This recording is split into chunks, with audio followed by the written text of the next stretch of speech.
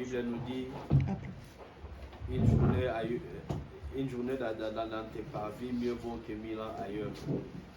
Merci parce que nous sommes là devant toi pour t'écouter, pour te louer.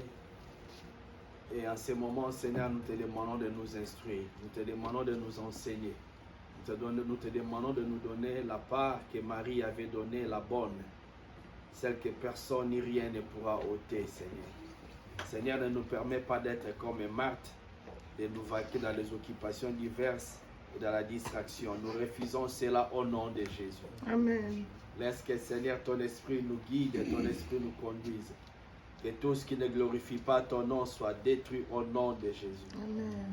Que toi seul sois notre Dieu et Seigneur et règne au milieu de nous.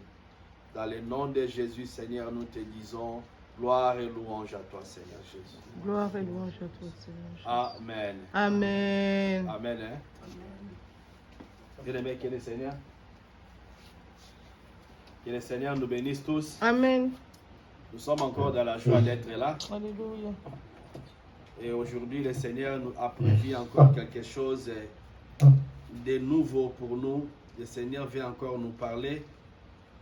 Le Seigneur va encore nous instruire sur quelque chose de très important. Et si nous pouvons dire comme thème aujourd'hui, bien-aimés, le thème s'intitule aujourd'hui « Souviens-toi ». Souviens-toi. Tu dois te souvenir. Alléluia. Tu ne dois pas oublier Amen. les choses que l'Éternel nous apprend aujourd'hui. Alléluia. Tu ne dois pas négliger ces choses, car ces choses sont capitales pour ta vie. Ces choses sont capitales pour ton avenir. Ces choses sont capitales pour ton maintien dans le Seigneur. Amen. Ces choses sont capitales pour ton équilibre. Ces choses sont capitales pour ta réussite. Ces choses sont capitales, bien-aimés, pour ta famille. Ces choses sont capitales pour l'Église. Les choses que le Seigneur nous parle aujourd'hui, ce sont des choses à ne pas négliger. Elles sont carrément intrinsèques. Elles sont liées avec la vie chrétienne. C'est des choses indissociables. Tu ne pourras pas les séparer, les dissocier avec la vie du Christ, avec la vie de l'Église, avec la vie, avec le Saint-Esprit. Tu ne pourras pas les séparer. Alléluia. Le Saint-Esprit marche avec ces choses. Le Saint-Esprit nous guide avec ces choses. Le Saint-Esprit utilise les mêmes choses que nous allons voir aujourd'hui. Et nous allons prendre nos Bibles dans le livre de 2 Timothée. 2 Timothée chapitre 4. 2 Timothée chapitre 4 et nous allons lire au verset 13. Rien que le verset 13. C'est Paul qui écrit et il dit à Timothée quelque chose. Paul dit ceci. Il dit, quand tu viendras, apporte le manteau que j'ai laissé à Troas chez Carpus et les livres, surtout les parchemins. Parole du Seigneur. Amen. Je le lis encore. Quand tu viendras, apporte le manteau que j'ai laissé à Troas chez Carpus et les livres, surtout les parchemins. Alléluia. Bien-aimés, nous allons d'abord introduire par des questions. Des questions que nous allons répondre au fil du temps. La première question qu'on peut se poser, c'est Paul a-t-il réellement laissé ces choses? Paul a-t-il réellement oublié ces choses? Si Paul les avait oubliées, pourquoi l'avait-il oublié?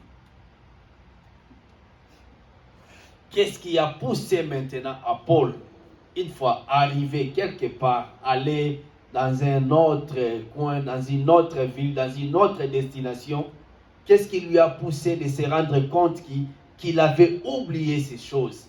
Et que ces choses-là qu'il réclame, qu'il dit qu'on les lui apporte, sont importantes. Amen. Qu'est-ce qui lui a poussé? À quoi lui servaient ces choses?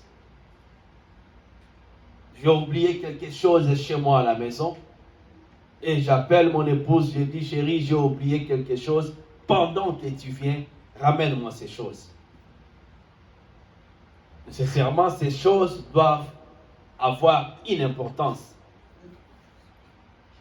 Maintenant, quelle est l'utilité pour moi de ces choses? Et pourquoi encore, pendant qu'il réclame ces choses, à la fin, il dit, et surtout, les parchemins. J'ai oublié 3 choses à la maison. Je t'ai dit, ramène-moi les 3 choses. Mais à la fin, j'insiste, et surtout.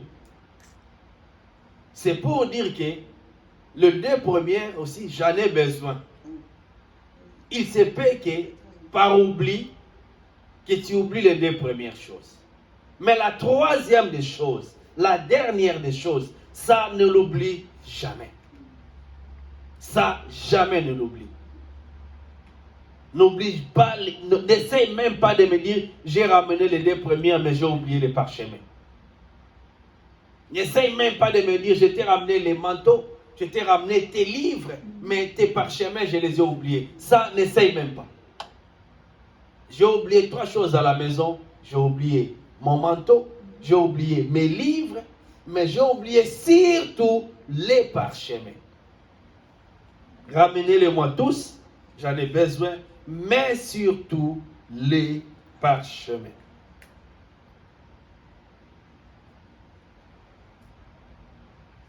Bien aimé, on peut dire que Paul était humain. Il était humain.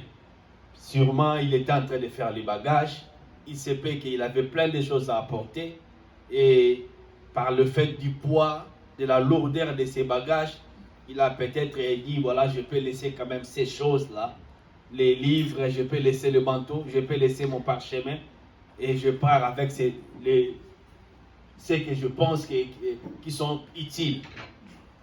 Mais arrivé là-bas, là où il était à sa destination, il se rend compte que non, ce que j'avais à laisser à la maison, ce soit encore plus important que ce que j'ai apporté avec moi.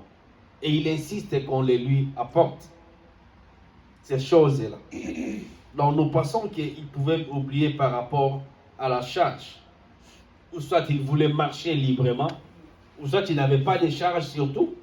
Il voulait juste voyager sans colis, sans bagage, pour ne pas être chargé, comme ça qu'il soit libre de ses mouvements. Mais arrivé quelque part encore là où il était, il s'est dit, non, je ne peux pas être aussi libre comme ça de mes mouvements. Je dois avoir ces choses-là, que je ne peux pas continuer. Je ne peux pas avancer sans ces choses. Alléluia. Donc je rappelle que nous sommes en train de lire dans 2 Timothée, chapitre 4 au verset 13. Quand tu viendras, apporte le manteau que j'ai laissé à Troas chez Carpus, et les livres, et surtout le parchemin. Alléluia. Bien aimé, Paul avait compris l'importance des choses qu'il avait laissées à la maison. Paul avait compris l'importance de son manteau.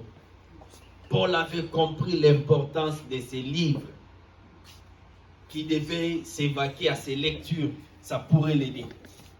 Paul avait compris qu'il avait besoin de ses parchemins.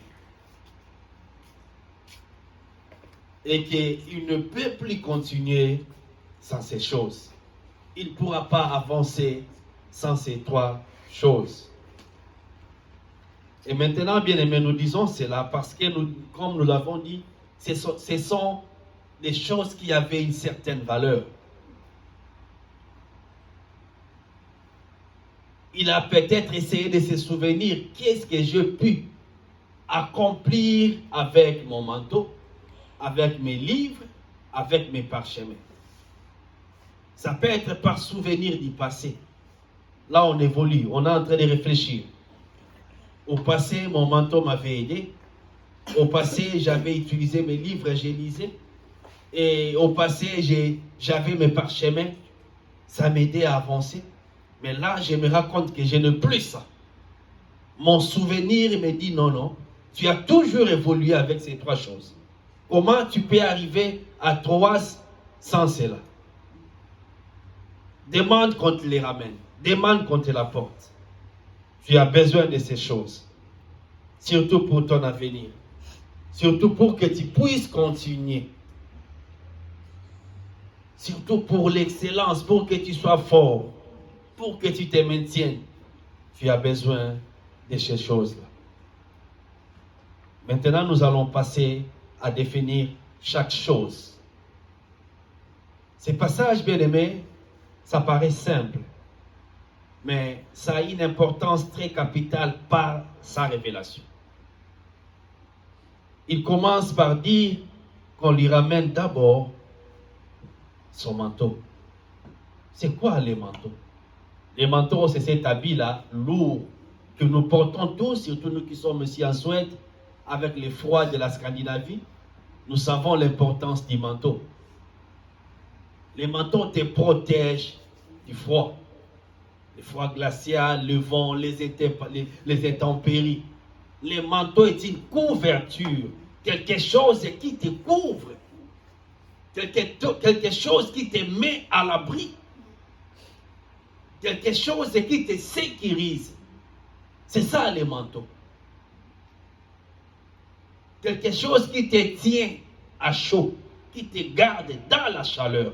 Sans les manteaux, tu ne seras plus dans ta chaleur. Tu seras exposé aux intempéries. Tu seras exposé au froid. Tu seras exposé au vent. Tu seras exposé à tout. Sans ton manteau, sans ta protection, sans la barrière. C'est comme une maison où on dit on enlève le mur. Mais quand on enlève le mur, il n'y a plus de maison. On va juste voir les tracés. Où on avait mis les murs avant, il y a juste les tracés. L'espace comme ça, et en 2 dimensions. Il n'y a plus de maison. C'est le mur qui fait que nous ayons la maison en 3 dimensions, tel que nous le voyons avec les yeux.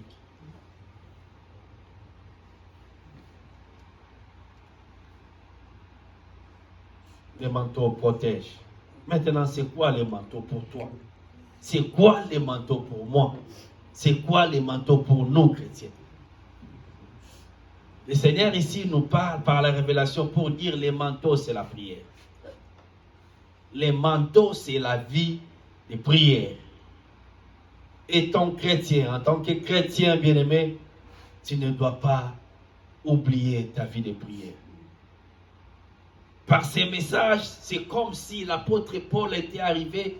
Si nous passons, je parle bien, si nous passons dans la révélation profonde des Écritures. C'est comme si l'apôtre Paul était arrivé quelque part, qui s'est rendu compte qu'il n'est plus ce qu'il était avant. Il n'est plus ce qu'il était avant.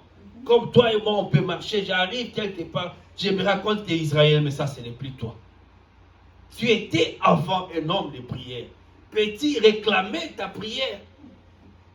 Peux-tu réclamer ta discipline de prier le matin, de prier à midi, de prier le soir, de prier avant de manger, de prier avant de sortir? Peux-tu réclamer cette discipline-là?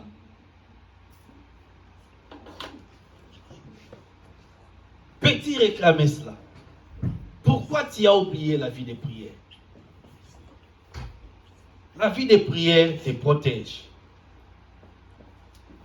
Nous commençons d'abord à lire pour voir l'importance de la prière. Qu'est-ce que la prière peut faire pour toi? Qu'est-ce que la prière peut faire pour moi? Nous sommes dans le livre des psaumes. Psaume 34 au verset 7. La Bible dit ceci. Quand un malheureux crie, l'Éternel entend. Et il les sauve de toutes ses frayeurs. Il les sauve de toutes ses détresses. Quand seulement un malheureux crie. Bien aimé, on peut être malheureux. On peut être misérable. On peut être dans l'angoisse, dans la souffrance. L'Éternel les délivre que quand l'on crie. Alléluia.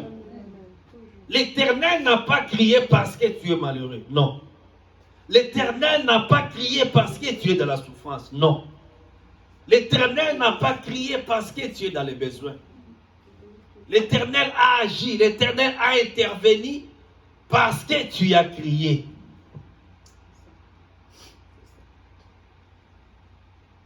Pour avoir la délivrance dans ses frayeurs, pour avoir la délivrance dans sa détresse, l'on doit crier. Amen. Tu es dans la détresse, tu es dans la misère, tu es tourmenté. Si tu ne cries pas, tu n'auras pas la délivrance. Tu dois crier.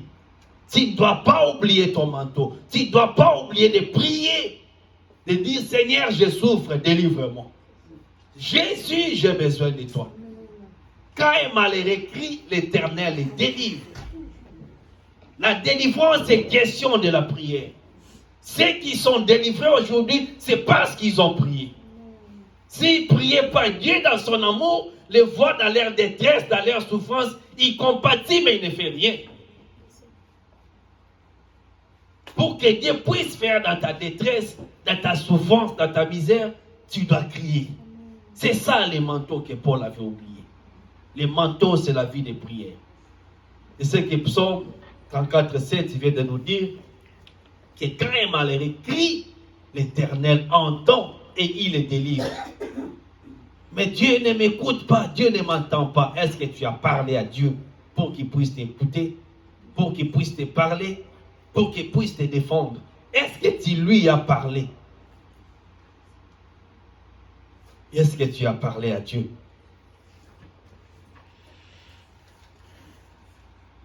Nous passons dans un chronique. Non, nous prenons d'abord Exode. Nous voyons ce que la prière peut faire. La protection du manteau. Exode chapitre 17 au verset 11. Lorsque Moïse élevait sa main, Israël était plus fort. Lorsque Moïse élevait sa main, Israël était le plus fort. Et lorsqu'il baissait sa main, Amalek était le plus fort. Alléluia. Ils ne me feront rien. Ils ne me feront rien. Ils te feront rien si seulement tu élèves les mains de la prière. Si tu baisses les mains, ils deviendront plus forts que toi. Alléluia. Dans tes combats divers, dans tes multiples batailles, pour garder, maintenir la victoire, tu dois élever les mains dans la prière. Tu baisses les mains dans la prière avec le sang de Jésus, mais tu échoues. Combien parmi nous sont en train d'échouer, de subir avec le sang de Jésus? Le sang de Jésus est comment on dit ça? Ça s'active. Tu dois l'activer. Si tu ne l'actives pas, ça ne marche pas. On l'active par la prière. On les rend efficaces par ta prière.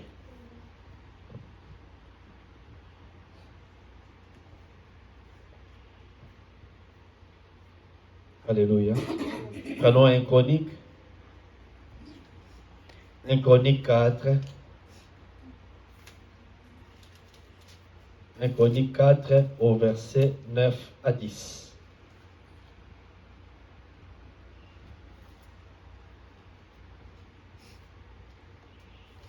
La Bible dit ceci. Jaébet était le plus considéré que ses frères. Sa mère lui donna le nom de Jaébet en disant, c'est parce que je l'ai enfanté avec la douleur.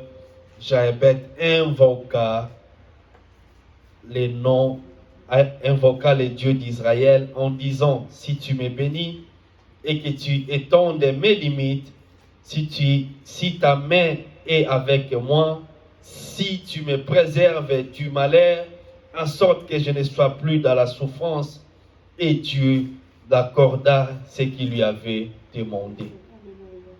Dieu accorde ce que l'on demande. Dieu accordait à Jaébet pas ce qu'il avait rêvé. Dieu n'a pas accordé à Jaébet ce qu'il a pensé, réfléchi, non. Dieu a accordé à Jaébet ce qu'il avait demandé. Il avait demandé quoi? Que le Seigneur brise les liens de sa naissance. Que le Seigneur brise les liens du sang. Que le Seigneur brise les liens qu'il a hérités de ses pères, de sa mère, de sa famille, parce qu'il était né dans la famille des pauvres. Jaébet était né dans la famille des misérables. Alléluia. comment on vous dit que celui-là, Jaébet, était le plus considéré que ses frères? Ça veut dire que parmi ses frères, c'est lui qui avait une belle position, selon eux. Mais lui qui avait une belle position, il a encore crié à Dieu pour dire étende mes limites. Ça veut dire que sa vie était tellement limitée, mais lui qui avait une vie limitée avait des frères qui étaient encore en deçà de sa vie. Mais il fallait qu'il crie à l'Éternel pour que sa situation puisse changer. Pour que Dieu change sa situation. Pour que Dieu l'enlève de cette situation-là. Toi, tu n'es pas né dans une famille où il y a des liens. Tu n'es pas né dans une famille où il y a la malédiction. Tu n'es pas né dans une famille où il y a la condamnation. Et pourquoi tu ne cries pas à l'Éternel? Pourquoi tu n'invoques pas les dieux d'Israël? Qu'attends-tu? Jaébet était condamné par son nom. On dit bien, sa mère l'a donné son nom parce qu'il avait enfanté, conçu dans la misère, dans les problèmes, dans la difficulté, dans la souffrance.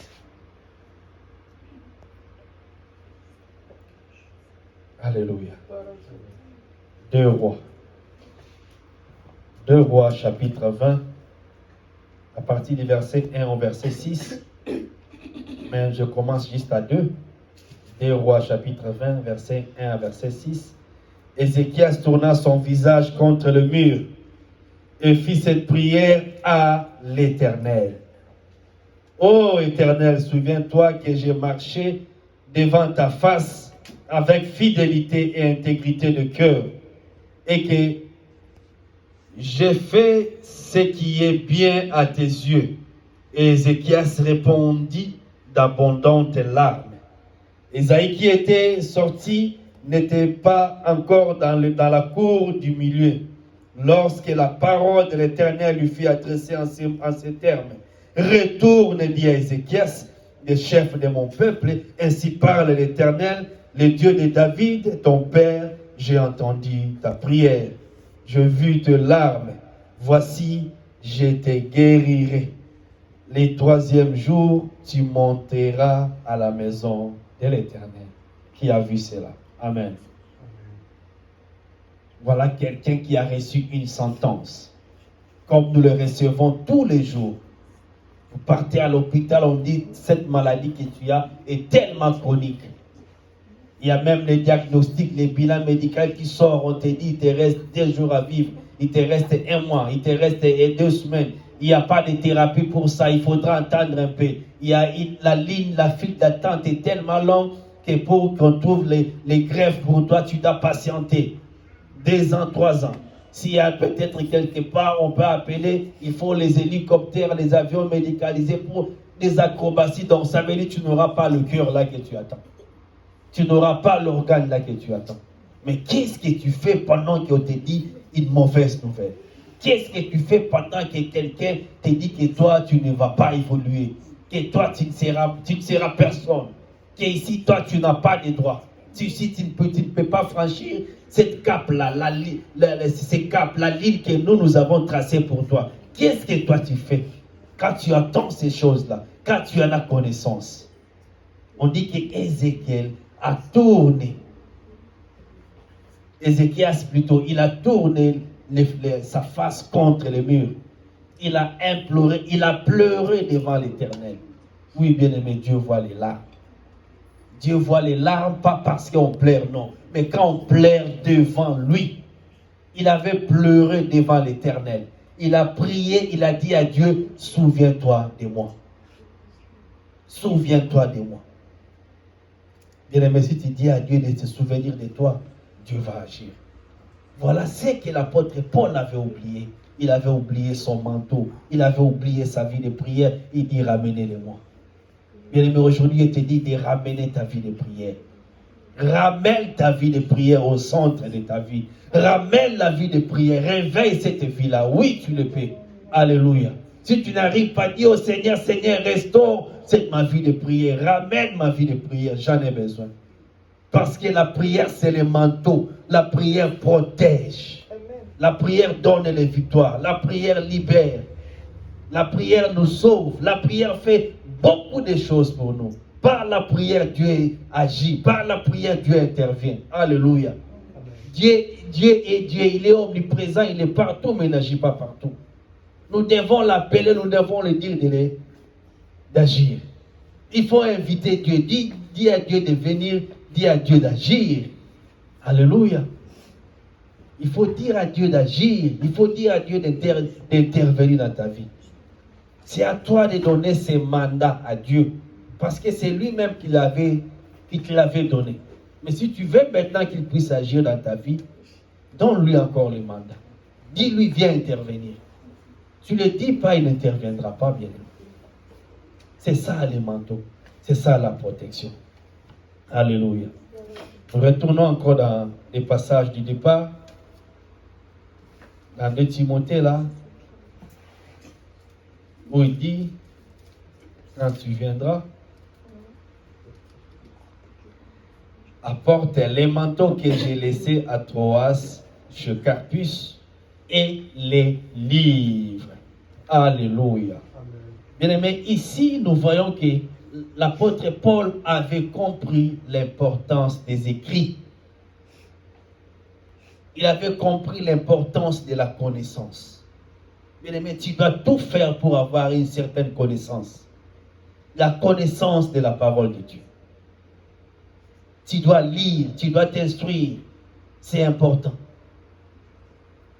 Tu dois tout faire pour avoir cette connaissance-là.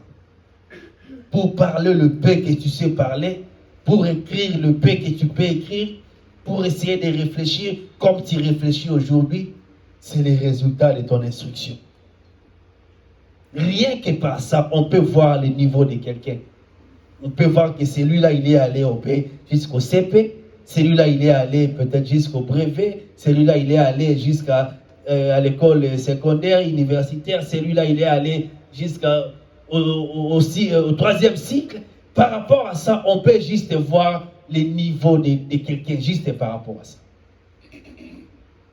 Tu as besoin d'instruction. Nous avons besoin de nous instruire.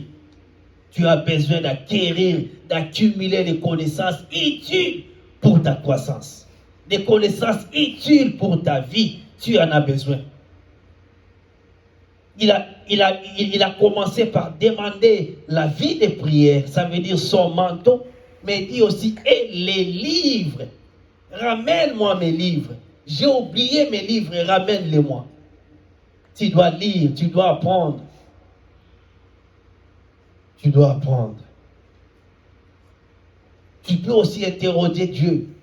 Peut-être pour certains, la lecture sera compliquée, voilà, pour des raisons que nous connaissons tous. Mais tu peux dire à Dieu de te révéler sur ta vie. C'est aussi ça, aussi avoir de la connaissance. C'est-à-dire, qu'est-ce qui est en moi? Qu'est-ce qui ne va pas? Interroger aussi le Seigneur. Avoir une connaissance. Ici, il est question de la connaissance. De ne pas vivre sans la connaissance. La Bible dit, si tu vis sans la connaissance, tu vas périr. Périr, ça veut dire échouer. Périr, ça veut dire mourir. Périr, ça veut dire ne pas avancer. Périr, ça veut dire ne pas évoluer. Périr, ça veut dire d'être superficiel, d'être rien, de ne pas avoir d'ancrage. Pourquoi? Rien que parce qu'il te manque la connaissance. Et Dieu dit encore, puisque tu as négligé, puisque tu as rejeté la connaissance, je te rejette pas seulement toi et tes enfants. C'est dans la Bible. Puisque tu as rejeté la connaissance, tu as oublié la connaissance, je te rejette toi et tes enfants. Tu ne dois pas rejeter la connaissance, tu dois savoir, tu dois avoir de la connaissance. De qui tu es en Jésus? De qui est ce Jésus pour toi? La connaissance ici, ce n'est pas question des circonstances, non. Les circonstances en est autre. Parce que souvent, quand nous parlons de la connaissance, les gens sont influencés par leur situation. Ils pensent qu'il est ce qu'il est par rapport à ce qu'il est en train de vivre, non. Ce que tu es en train de vivre, ce sont juste des événements qui peuvent être malheureux, douloureux, heureux et tout ça. Mais ce n'est pas ça qui est toi. Ce qui est toi, c'est ce que tu dois essayer de connaître. Et pour mieux connaître, il faut lire. Si tu ne lis pas dans la révélation, pour ceux qui n'arrivent pas à lire, ceux qui ne peuvent pas lire, on le comprend. Ils peuvent l'avoir par révélation, par la prière demandée à Dieu. Mais quand tu peux lire, Quand tu peux, quand tu sais, lis. Instruis-toi. Tu peux maintenant t'instruire avec les prédications. Comme nous le faisons aujourd'hui. Tu ne dois pas être un serviteur oublié. On te prêche aujourd'hui demain comme si tu ne sais rien. Quel est le message du dimanche passé? Pour toi, c'était comme un billet d'avion. Vous savez, les billets d'avion, une fois qu'on monte à l'avion, on atterrit, les billets n'ont plus d'importance. Donc quand le dimanche passe, pour toi, la prédication du dimanche, là, tu n'en as même pas souvenir. Tu n'auras pas de la connaissance. Aujourd'hui, nous avons tous un téléphone. Tu peux t'instruire avec des différents messages des hommes de Dieu sérieux que Dieu a appelés, des messages qui peuvent t'instruire.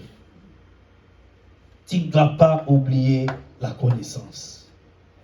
La vie de prière, la connaissance. Alléluia. Retournons encore dans notre verset de base. De Timothée chapitre 4 verset 13. Il dit, quand tu viendras, apporte le manteau que j'ai laissé. J'ai dit, c'est 2 Timothée chapitre 4 verset 13. Quand tu viendras, apporte le manteau que j'ai laissé à Troas chez Carpus et les livres. Maintenant, c'est la fin qui nous intéresse pour dire, et surtout les parchemins. Amen. Bien aimé, c'est quoi les parchemins? À cette époque-là, à l'époque de Paul, on n'avait pas la cartographie aussi élaborée comme nous l'avons aujourd'hui. À l'époque, il n'y avait pas de cartes comme les maps monde, tout ce que nous avons ici, comme le Google Earth où tu peux voir les. Il n'y en avait pas vraiment, il n'y en avait pas. Il est vraiment là, mais il n'y en avait pas. Donc, ils avaient les parchemins. Il y avait des gens qui étaient habiles à dessiner, à tracer, à écrire, à donner des repères. Donc cela veut dire que si quelqu'un voyage sans son parchemin, il peut s'égarer. Il peut se perdre. Alléluia. L'apôtre Paul pouvait dire, je peux m'égarer, je peux me perdre par ma marche. Mais si j'ai les parchemins, je vais retrouver mon cap. Je vais retrouver mon chemin. Tu as besoin de ton parchemin. Tu as besoin de la Bible. Alléluia. Bien aimé, dans cette vie, on peut se perdre. Quelqu'un peut te donner une information qui peut paraître bonne. Alléluia. Tu peux croire, mais alors que ce n'est pas la bonne, c'est de la fausse croyance. Alléluia. Ça arrive. Combien de fois on te dit, si tu es malade, bois ça, il y a tel fait et tout ça. La feuille n'est pas mauvaise, la feuille est bonne. Mais d'où vient l'inspiration de la feuille là? Alléluia. Je peux m'égarer, je peux m'embrouiller, mais il faut que je puisse avoir mes parchemins.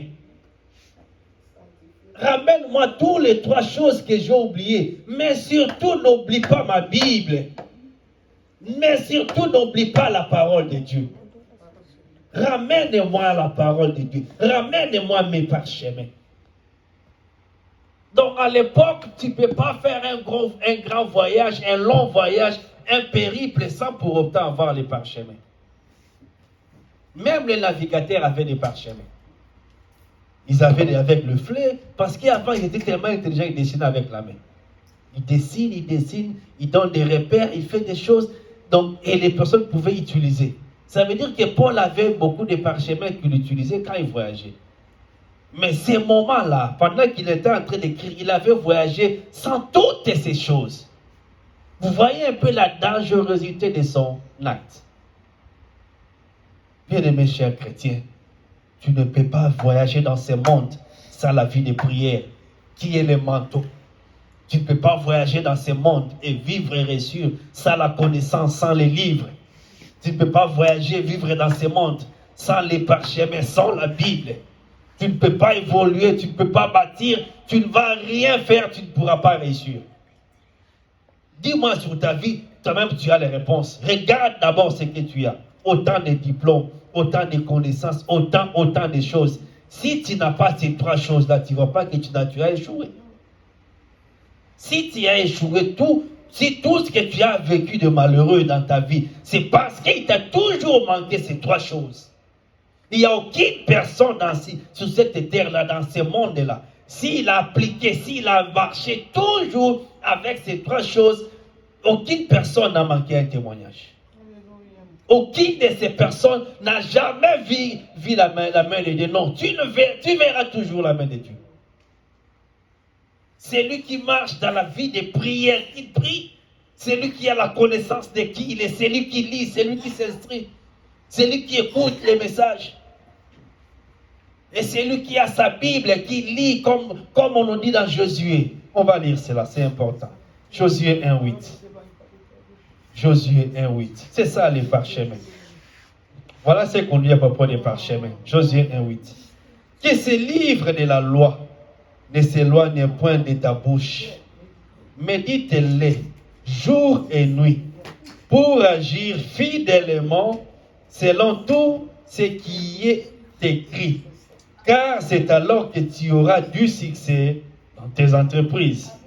C'est alors que tu réussiras. Alléluia. Qui veut le succès? Qui veut réussir? Mais pourquoi tu échoues? Parce que tu as éloigné ces livres de ta bouche. Dans ta bouche, il n'y a pas ces livres-là. Dans ta bouche, il n'y a pas ces livres. Et là, nous savons bien tel que le monde nous le dit. Chaque pays le dit. Nul n'est censé ignorer, oublier la loi. Alléluia. Tu es chrétien. La loi fondamentale que nous avons chrétiens, c'est où? C'est quoi? N'est-ce pas, c'est ça? Mais comment toi tu veux ignorer? Alors que même vous-même dans votre sagesse humaine, on vous dit nul n'est censé ignorer la loi. Mais si toi tu ignores la loi, n'est-ce pas, tu es déjà coupable? Tu ne pourras pas agir bien. Toutes ces actions seront condamnées. Parce que tu seras hors la loi. Si j'essaye d'oublier toutes les lois de la Suède, la seconde qui suit, là, on va m'arrêter. Oublie toutes les lois. Quand on dit toutes les lois, c'est toutes les lois. Oublie le code de la route, oublie le code des priorités, les notions de politesse. Oublie tout, oublie tout. La seconde qui suit, là, directement, on va t'arrêter. Parce que je vais aller traverser sur l'autoroute. On viendra m'arrêter. On dit non, ça ne se passe pas comme ça. Je passe là-bas, je prends le pain dans la boutique, je commence à manger. Direct, si tu oublies toute la loi qu'il y a, on va t'arrêter. Mais comment tu fais pour vivre sans cela? Tu vois pourquoi tu n'avances pas? Pourquoi j'échoue? Pourquoi moi, Israël, je n'arrive pas à être efficace? Parce que j'ai oublié ces trois choses. J'ai oublié la parole de Dieu, la chose fondamentale. Et j'ai oublié les deux choses qui marchent avec lui, des pères. La parole de Dieu a des frères qui l'aiment beaucoup. La parole de Dieu aime la prière qui est sa sœur. La parole de Dieu aime encore qu'avoir la connaissance, de se connaître. Alléluia. C'est même ça le miroir, ça te permettra de voir tes défauts. Alléluia. Parce que sans la parole, tu seras juste l'index. Voilà ce qu'il est, ce qu'ils font, ce qu'il fait. Mais la parole de Dieu, quand tu lis, tu te vois toi. Ah non, mon œil là, ça ne va pas, je change mon œil. Ah non, ça, non. La parole de Dieu, c'est le miroir. Comment tu fais cela? Alléluia. Là maintenant, nous comprenons les titres, les thèmes de ces messages. Souviens-toi. Bien aimé, aujourd'hui, Dieu voudrait nous dire de se souvenir. Souviens-toi. Souviens-toi de qui tu es maintenant. Tu es chrétien, né de nouveau enfant de Dieu. Il te dit, souviens-toi. Paul a voyagé, il est parti. Il est arrivé quelque part, il a dit non. Je ne saurais plus continuer sans les choses que j'avais oubliées à la maison.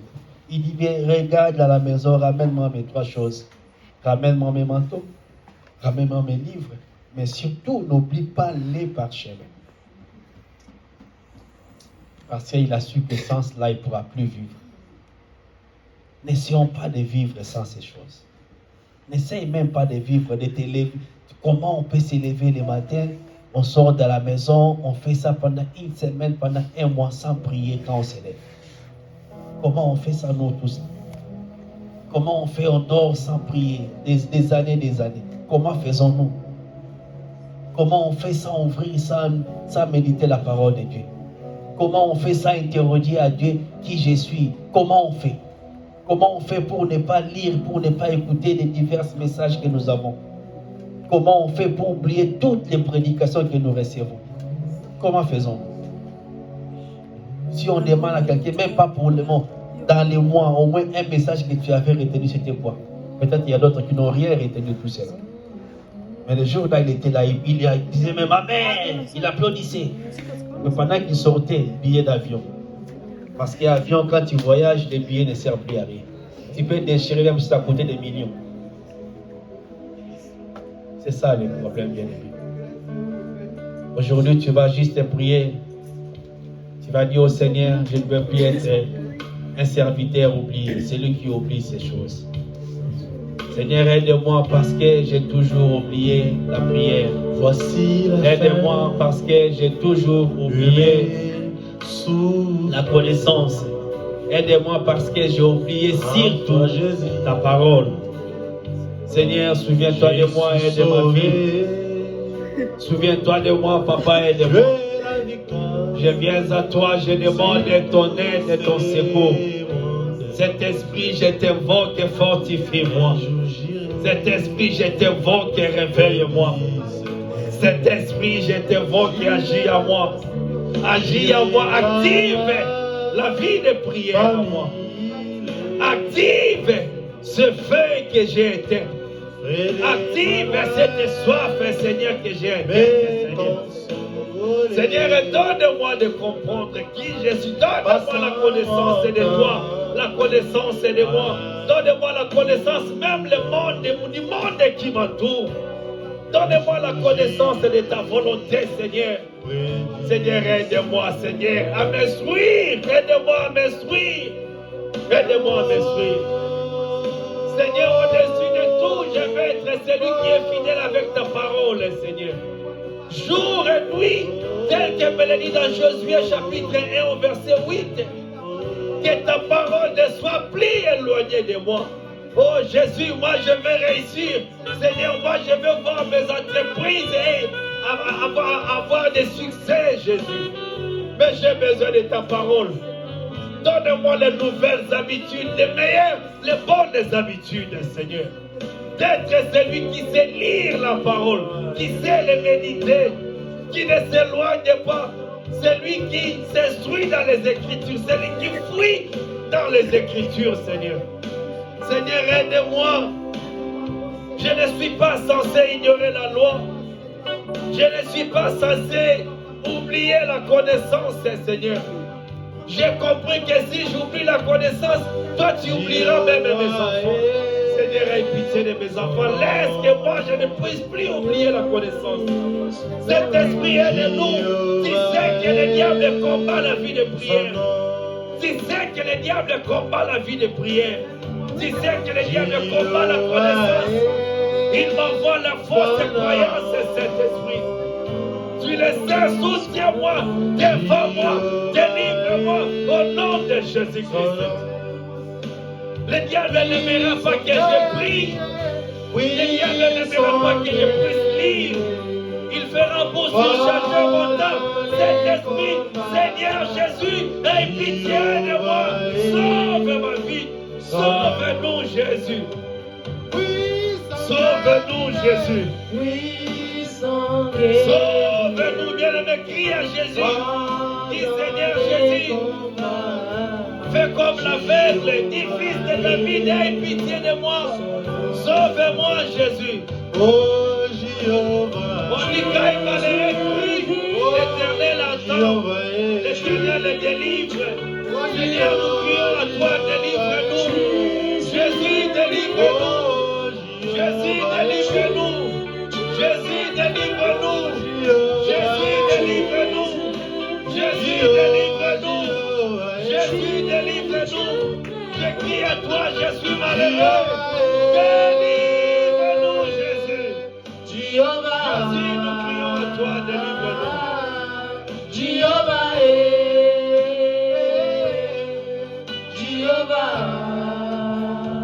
Bien-aimé, tu vas prier encore. Cette fois-ci, je ne vais pas te donner le sujet de prière. Sûrement quand tu es venu ici, même quand tu es là, tu sais ton problème. Dieu me donne l'occasion, il nous donne l'occasion à chacun de nous de prier pour son problème. Prie, n'oublie pas, quand un malheureux crie, l'Éternel entend et il délivre de toutes ses détresses. Commence à prier, montre à Dieu tes détresses, pas mes détresses, mais pour toi. Prions au nom de Jésus. J'ai mis ma confiance. En toi j'ai mis ma confiance. En toi j'ai mis ma confiance.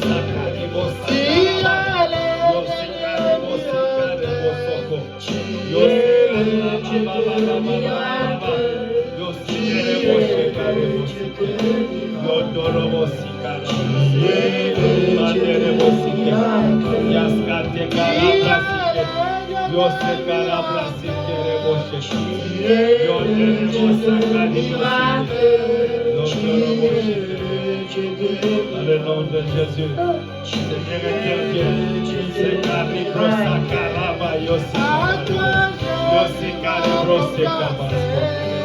en toi j'ai mis ma confiance. En toi j'ai mis ma confiance. En toi j'ai mis ma confiance.